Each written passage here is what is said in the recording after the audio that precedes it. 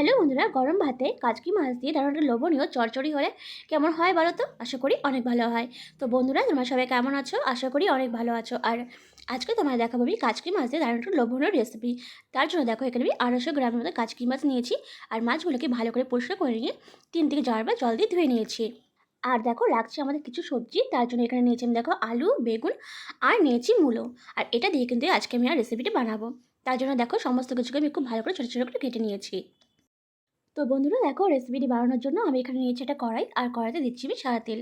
তো বন্ধুরা, আমি কিন্তু পুরো রেসিপিটা সাদা তেলেই করবো। তোমরা চাইলে কিন্তু এখানে সর্ষে তেলও দিতে পারো, সেক্ষেত্রে কিন্তু ভীষণ ভালো হবে খেতে।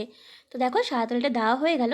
দেওয়ার পর তেলটা একটু ভালো করে গরম করে নিব। গরম করে নিয়ে মাছগুলোকে আমি দেখো আগের থেকে কিন্তু হলুদ আর লবণ দিয়ে মাখিয়ে রেখেছিলাম। তো আর এখন আমি অল্প অল্প করে মাছগুলো দিয়ে মাছগুলোকে ভালো করে ভেজে নেব। আর বন্ধুরা, অবশ্যই কিন্তু এই মাছগুলো কিন্তু ভাজার সময় কিন্তু গ্যাসের ফ্লেমটাকে হাই ফ্লেমে দিয়েই কিন্তু ভাজবে। তাহলে কিন্তু মাছগুলো ভেঙে ভেঙে যাবে না, খুব ভালো করে ভাজা হয়ে যাবে। তো দেখো, মাছগুলো কিন্তু দেখো সুন্দর করে ভাজা হয়ে গেছে, দেখতেই পারছো। আর এখন আমি মাছগুলো কিন্তু উঠিয়ে নিব। তো দেখো, সমস্ত মাছ আমি উঠিয়ে নিচ্ছি। আর বন্ধুরা, এইভাবে কিন্তু আমি বাকি মাছগুলো কিন্তু ভালো করে ভেজে নিব। তো দেখো, আমার কিন্তু সমস্ত দেখো মাছগুলো ভাজা হয়ে গেছে, আর একটা বাটির মধ্যে আমি রেখে দিয়েছি। আর বন্ধুরা দেখো, মাছ ভাজার ফলে কিন্তু দেখো তেলটা কিন্তু অনেকটাই কমে গেছে। আর তাই আমি এখানে কিন্তু আরেকটু পরিমাণে এখানে আমি তেল দিয়ে দিব। তো দেখো, তেল দেওয়া হয়ে গেছে। তেলটা একটু ভালো করে গরম হয়ে আসলেই আমি এখানে ফোড়ন দেবো একটা শুকনো লঙ্কা। লঙ্কাটা একটু হালকা একটু ভেজে নেব। তো দেখো, লঙ্কাটা কিন্তু ভাজা হয়ে গেছে। আর এখন আমি ফোড়নে দিচ্ছি কালো জিরে। আমি এখানে 4 চামচের হাফ চামচের মধ্যে কালো জিরে দিয়েছি। দেওয়ার পরে দেখো, এখানে পেঁয়াজ কুচি দিয়ে দিচ্ছি। আমি এখানে মাঝারি সাইজে 2টো পেঁয়াজ কুচি করে রেখেছিলাম, সেটা কিন্তু এখানে দিয়ে দিলাম। বন্ধুরা, তোমরা চাইলে কিন্তু পেঁয়াজের পরিমাণটা কম বেশি করে নিতে পারো। তো দেখো, সমস্ত পেঁয়াজ দেওয়া হয়ে গেছে। এখন আমি একটু ভালো করে ভেজে নেব। আর বন্ধুরা, পেঁয়াজটা কিন্তু আমি একদমই কড়া করে ভাজবো না, হালকা একটু ভেজে নেব, না হলে কিন্তু খেতে ভালো লাগবে না। আর দেখো, এখানে আমি দিয়ে দিলাম 4টের মতো কাঁচা লঙ্কা। বন্ধুরা, আমি এখানে 4টের মতো কাঁচা লঙ্কা দিয়েছি, কারণ আমি ঝালটা একটু কম খাই তাই। তোমরা কিন্তু ঝালের পরিমাণটা অবশ্যই কে কেমন খাও সেই অনুযায়ী কিন্তু এখানে ঝালটা তোমরা দিবে। তো দেখো, লঙ্কা আর পেঁয়াজটা খুব ভালো করে দেখো হালকা করে ভেজে নিয়েছি। আর একটু হালকা ভেজে নিতে হবে ভালো করে।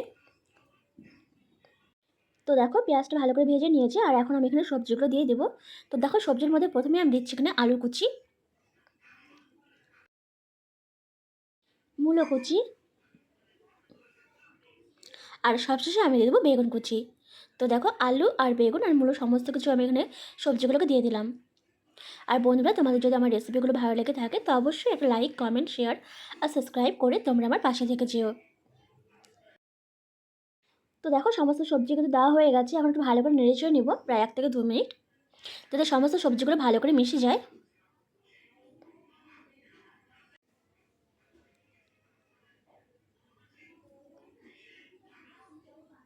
তো দেখো, ভালো করে মিশিয়ে নিয়েছি সবজিগুলোকে। আর এখন আমি এখানে দিয়ে দেবো হলুদ গুঁড়ো, আর দিয়ে দেবো পরিমাণ মতো লবণ। লবণটা তোমরা বন্ধুরা অবশ্যই বুঝে দেবে কে কেমন লবণ খাবে, সেই অনুযায়ী কিন্তু লবণটা কিন্তু তোমরা ইউজ করবে। তো দেখো, লবণ আর হলুদটা দেওয়ার পরে খুব ভালো করে আবারও নেড়ে চেড়ে নিতে হবে, যাতে হলুদ আর লবণটা খুব ভালো করে সবজির সাথে মিশে যায়। আর বন্ধুরা, হলুদ আর লবণটা দেওয়ার পরে কিন্তু সবজিটাকে প্রায় আমি 3 থেকে 4 মিনিট খুব ভালো করে ভেজে নেব। সবজিটা কিন্তু একটু ভেজে নিলে কিন্তু চচ্চড়িটা খেতে ভীষণ ভালো লাগে।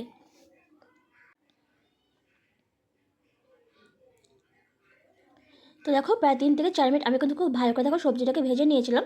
আর এখন আর বেশি ভাজবো না। এখন আমি এখানে দিয়ে দেবো সামান্য পরিমাণে জল। বেশি জল দিলে কিন্তু একদমই সবজিটা কিন্তু মানে ক্যাতক্যাতে হয়ে যাবে, ভালো লাগবে না। তো দেখো, অল্প পরিমাণে জল দিলাম। জল দিয়ে কিন্তু এখন একটু ভালো করে নেড়েচেড়ে নিয়ে আমি একটা ঢাকনার সাহায্যে ঢেকে দিব।